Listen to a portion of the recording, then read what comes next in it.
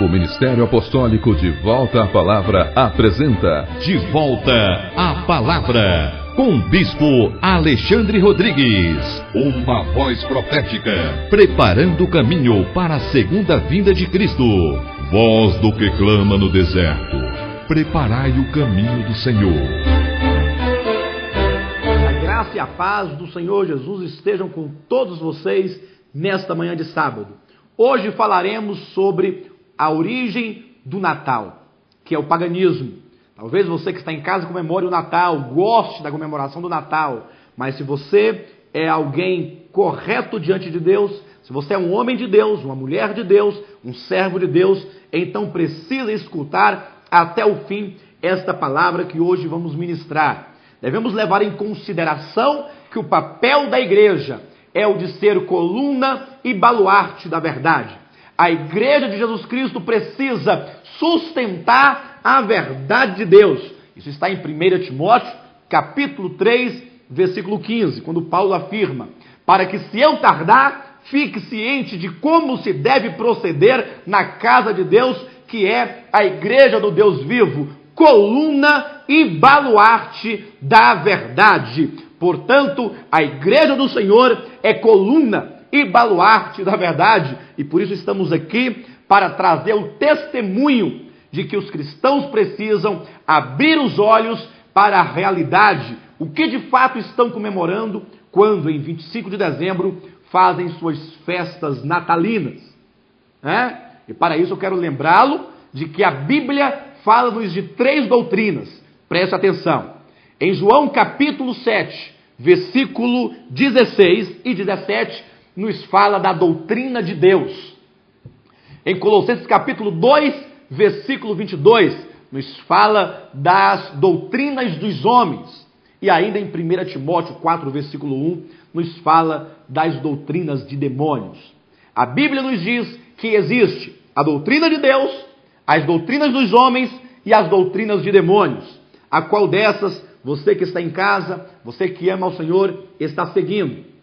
Talvez você fale assim: agora eu fiquei indeciso, eu não sei como eu posso discernir se a doutrina, se aquilo que eu creio é a doutrina de Deus, dos homens ou dos demônios. E aí eu vou te apresentar um princípio. Você vai ler comigo este princípio na Bíblia e passe a colocar em prática este princípio, e então você vai saber de quem é a doutrina que você está seguindo.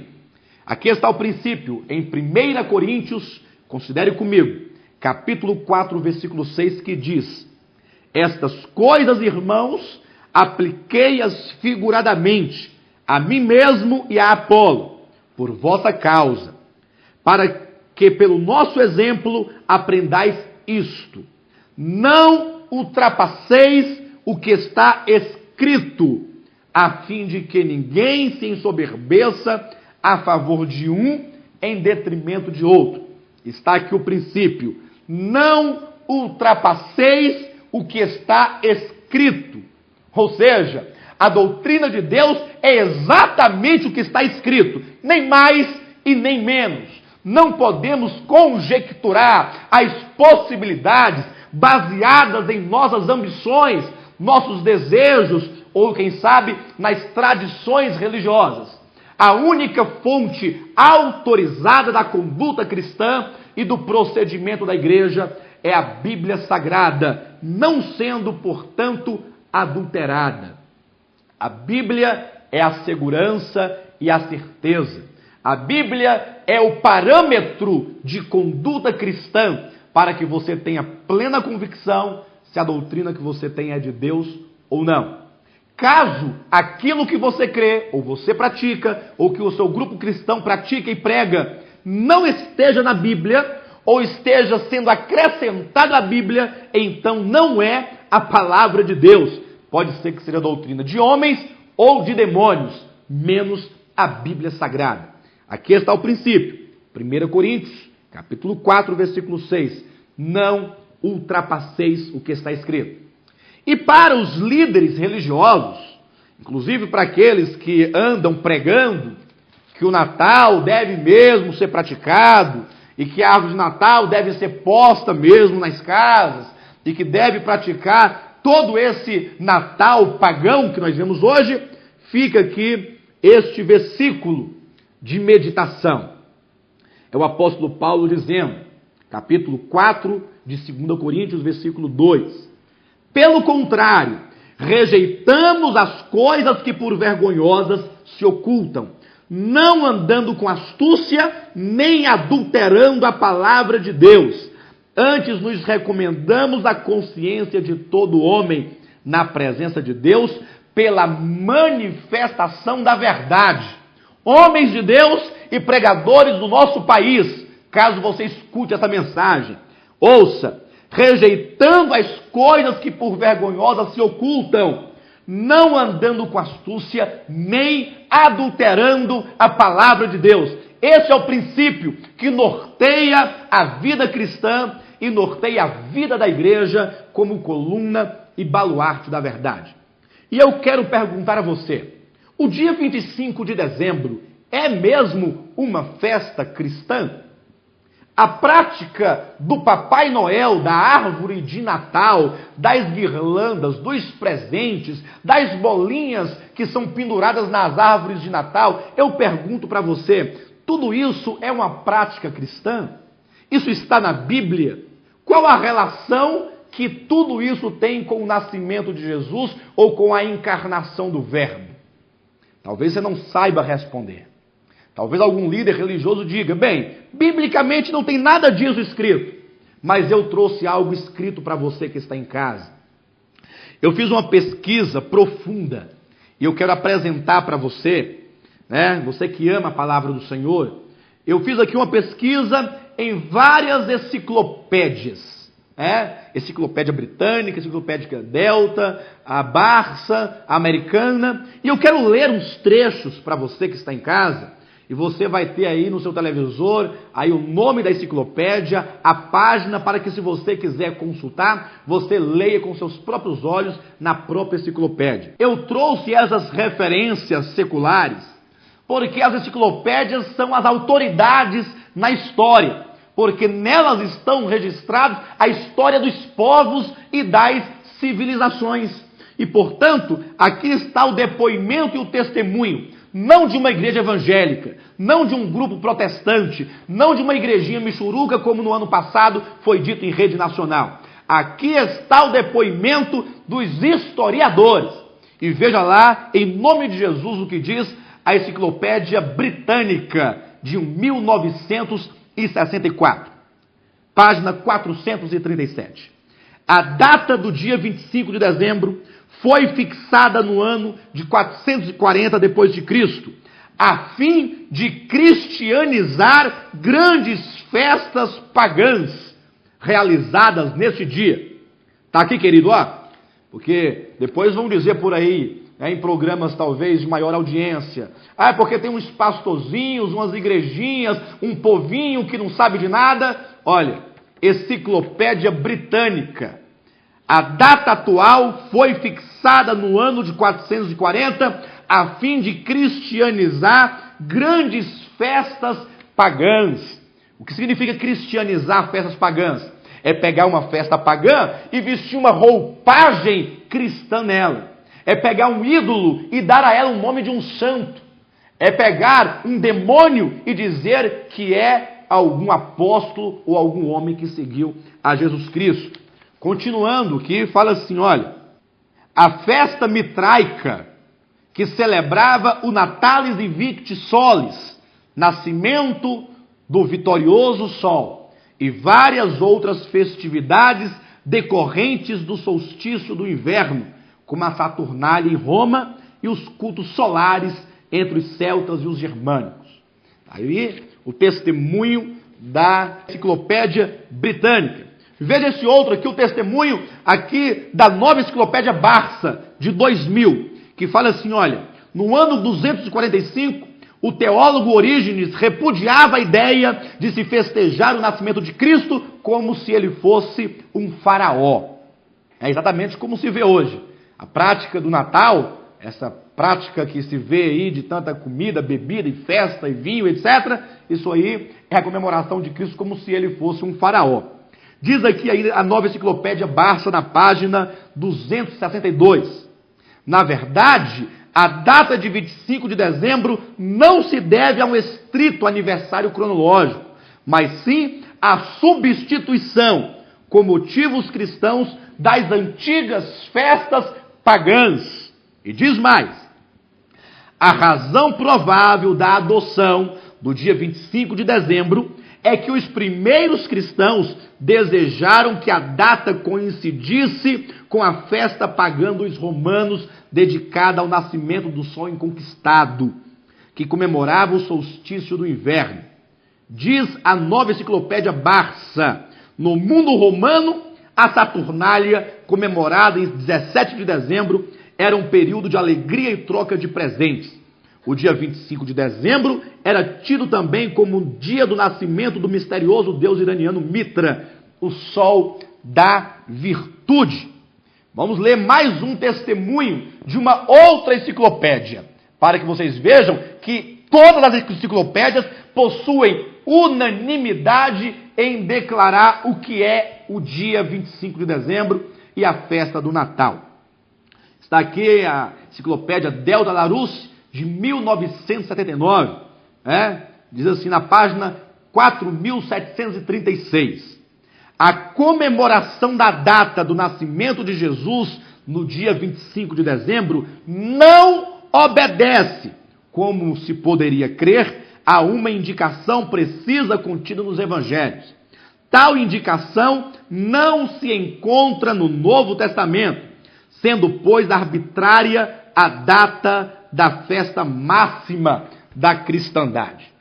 Diz ainda mais, na página seguinte: nos primeiros tempos do cristianismo, substituíram-se as festas pagãs pelas comemorações da nova religião.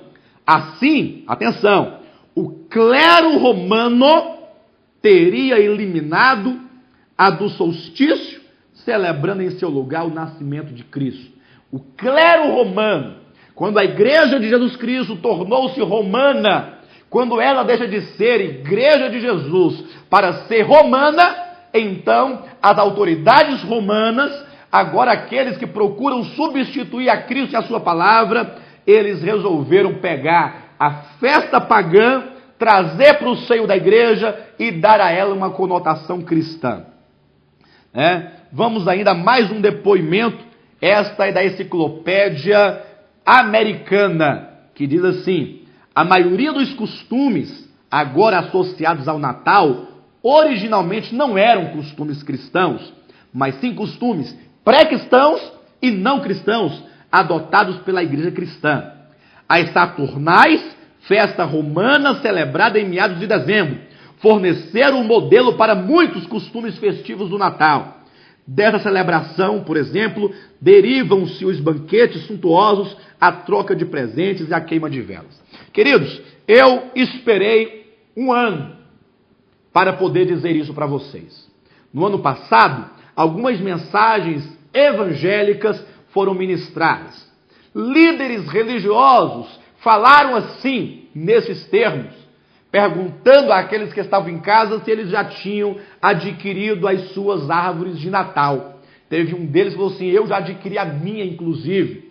Teve outro que fez brincadeiras dizendo que a bolinha vermelha da árvore de Natal representava o sangue de Cristo. Naquele tempo nós não tínhamos o nosso programa, e eu disse para alguns: se nós tivéssemos um programa de televisão para poder rebater historicamente e também biblicamente esta mentira e esse engano de Satanás. E hoje foi provado. Vocês viram que não é um grupinho de pessoas perdidas, desinformadas, alienadas, judaizantes, como foi dito? Não, são os historiadores e as enciclopédias em unanimidade. A britânica, a Barça, a Delta e a americana. As 4 principais enciclopédias do mundo, unânimes, afirmando que a festa do Natal, o dia 25 de dezembro, é sim uma festa pagã. Mas talvez isso não seja para você algo que esteja definido. Talvez você não se conformou né? Talvez você ainda considera que não, pode ser o caso de ser cristã mesmo. E eu trouxe aqui um outro depoimento, um outro testemunho, uma outra prova de que é uma festa pagã. Esta prova, para mim, ela vale muito mais que qualquer uma outra. Porque se a enciclopédia diz, e eu quero repetir esse trechinho para vocês, que o clero romano foi quem substituiu, se a enciclopédia Delta Larousse declara na página de número 4.737 que o Natal de hoje é a festa pagã da antiga Roma, e foi o clero romano quem fez essa transferência, se a enciclopédia diz isso, então eu trouxe um documento que é o testemunho de uma autoridade católica, é um teólogo da Igreja Católica Apostólica Romana quem vai testificar que o que ela diz aqui é verdade. Eu só não vou dar o nome do site e nem do teólogo. Se você quiser, meu telefone está passando aí no vídeo agora, você pode sim, né, ligar para mim e eu vou te dar a fonte desse site. E o título dessa parte diz assim: como surgiu o dia de Natal?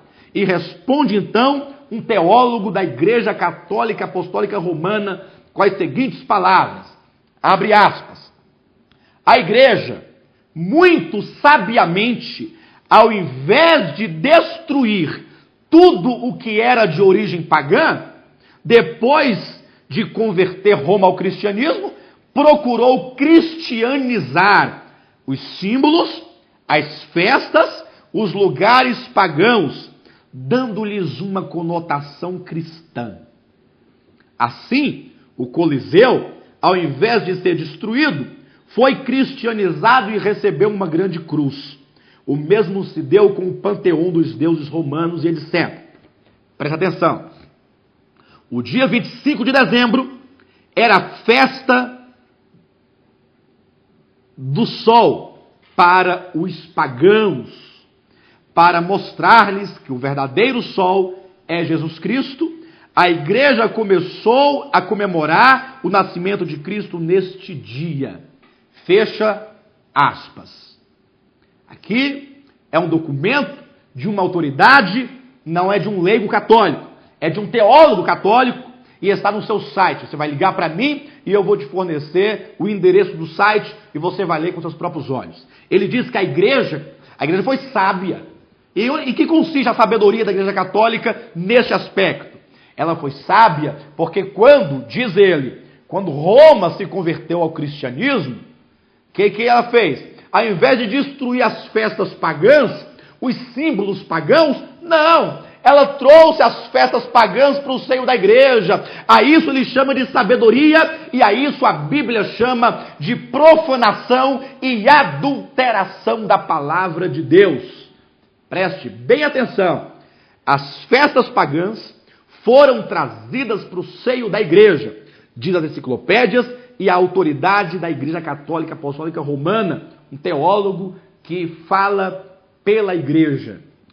Então está aqui o testemunho de que o dia 25 de dezembro, essa festa, os seus símbolos são pagãos. E talvez você pergunte, mas como foi que isso nasceu lá no paganismo?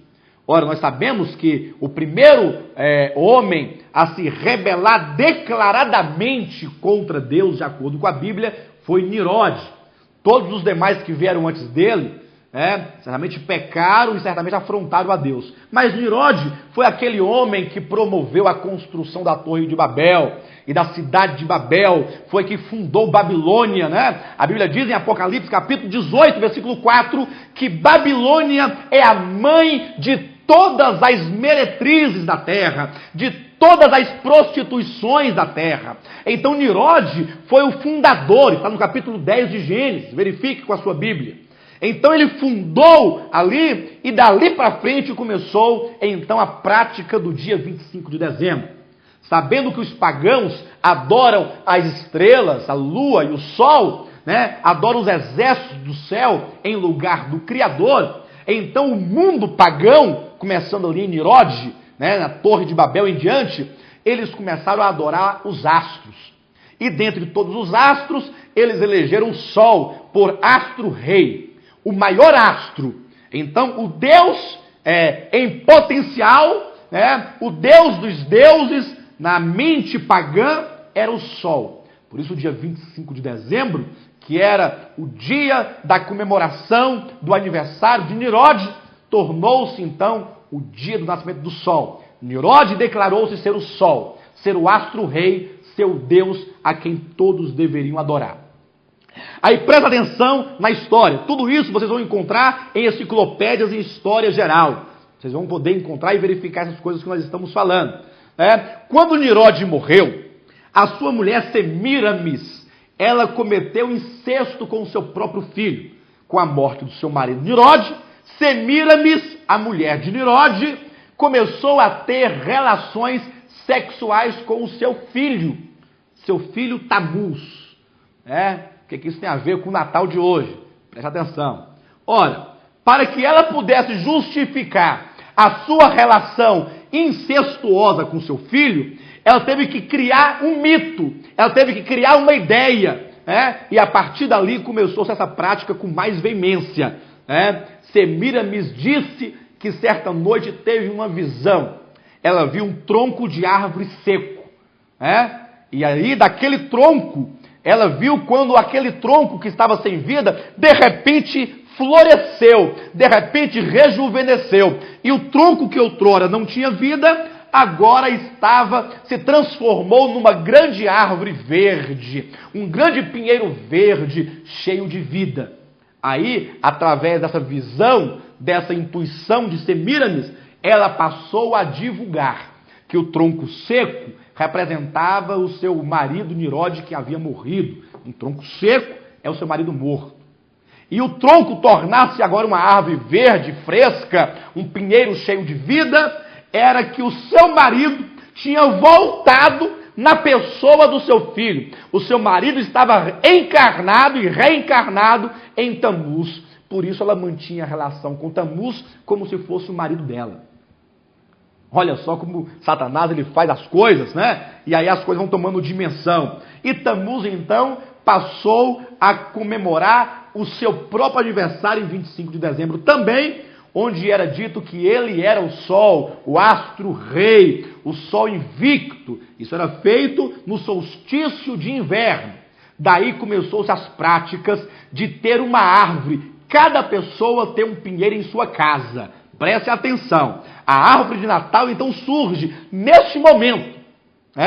E está lá. O que significa a árvore de Natal? Aquele pinheiro verde. Isso aí foi Semiramis, que para justificar sua relação com seu filho Tamuz, disse que ela viu um tronco de árvore seco que floresceu, E essa árvore florescida, esse pinheiro, essa árvore de Natal, porque é a árvore florescida no nascimento do seu filho, do seu marido, Nimrod, então ali significava agora que ela podia manter a relação com seu marido reencarnado no seu filho, embora o seu filho não tivesse morrido ainda. Isso justificou. A partir daí, o dia 25 de dezembro, que é o dia do Sol invicto, é o dia do Sol vitorioso, passou a ser comemorado como sendo o dia do Sol. O dia do Sol invicto. E cada morador, cada pagão nesse dia, para poder lembrar a reencarnação do seu ídolo maior, que é o Deus Sol na pessoa de Nimrod, passou a colocar a árvore verde dentro de casa. E pendurado na árvore, eles colocavam estrelas, lua e sol. Cheio de estrelinhas, sol e luazinha pendurado, Estavam ali em torno daquela árvore, que daí veio essas bolinhas que estão penduradas nas árvores de Natal. Mas isso não é apenas argumento. Analise que a Bíblia comprova o que nós estamos dizendo. Leia comigo, por favor, alguns trechos das Escrituras. Vamos abrir a Bíblia no livro de Lucas 26:30. Levítico, capítulo 26, versículo 30. Diz assim, olha, isso que é o Senhor Deus falando. Destruirei os vossos altos e desfarei as vossas imagens do sol e lançarei o vosso cadáver sobre o cadáver dos vossos deuses. A minha alma se aborrecerá de vós. Deus reprovava a adoração do sol já naquele tempo. Ainda no livro de 1 Reis, você pode anotar as passagens, né? Capítulo 14, no versículo 23, fala assim, olha, porque também os de Judá edificaram altos, estátuas, colunas, postes ídolos, no alto de todos os elevados outeiros e debaixo de todas as árvores verdes. Observa que, quando nós lemos o Antigo Testamento, nós vemos que existe uma associação muito grande. O culto pagão era celebrado sempre debaixo das árvores verdes. Olha que isso é um simbolismo que vem se trazido do paganismo para o cristianismo. E o que tem de cristãos que amam o Senhor com essas árvores dentro de casa, se eu fosse você agora mesmo, eu tirava da sua casa aquilo que não pertence a Deus. Né? 2 Reis, capítulo 17, completa o entendimento, dizendo assim, 17, versículo 10 de 2 Reis. Levantaram para si colunas e postes ídolos em todos os altos outeiros e debaixo de todas as árvores frondosas. O culto pagão estava sempre associado às árvores frondosas, às árvores verdes que hoje estão aí. O Papai Noel, né, religiosamente dizem que é São Nicolau, mas todos os cristãos sabem que esses ídolos que hoje existem com o nome de santo, São Fulano, São Ciclano, na verdade são deuses, né? São demônios do paganismo que semelhantemente foram trazidos com uma roupagem cristã. Esse Papai Noel, se você observar, é um gnomo, é um velhinho, né? Um gnomo pequeno, velhinho, que está ali, um duende, né? Ali representando essa figura desse bom velhinho. E a Bíblia diz, amados, que essa prática dos gentios, essa prática pagã, nós não devemos nos associar a elas. Eu preciso encerrar, porque o meu tempo é muito pouco, o assunto é muito extenso, mas eu não posso deixar de ler com você o último trecho aqui de 1 Coríntios, no capítulo 10. Presta atenção, capítulo 10, versículo 18, o apóstolo Paulo diz: considerai o Israel segundo a carne. Não é certo que aqueles que se alimentam dos sacrifícios são participantes do altar? Que digo, pois? Que o sacrificado ao ídolo é alguma coisa? Ou que o próprio ídolo tem algum valor? Versículo 20. Antes digo que as coisas que eles sacrificam é a demônios que as sacrificam e não a Deus. E eu não quero que vos torneis associados aos demônios. Se esta festa é pagã, maligna e demoníaca, conforme foi comprovado pela própria história e pelo registro religioso da igreja romana, então você está ciente disso. Se essa festa não é de Deus, se a comemoração não é de Deus, então não participe você da mesa dos demônios. Por isso o apóstolo diz que aqueles, versículo 21 do capítulo 10 de 1 Coríntios, não podeis beber o cálice do Senhor e o cálice dos demônios. Não podeis ser participantes da mesa do Senhor e da mesa dos demônios. Isto é, se você come do pão e bebe do vinho, o corpo de Cristo, o sangue de Cristo, a ceia do Senhor, você não pode participar jamais da mesa dos demônios, porque isso significa provocar o zelo do Senhor. No versículo 22 diz isso. Que Deus te ilumine, que Deus te oriente.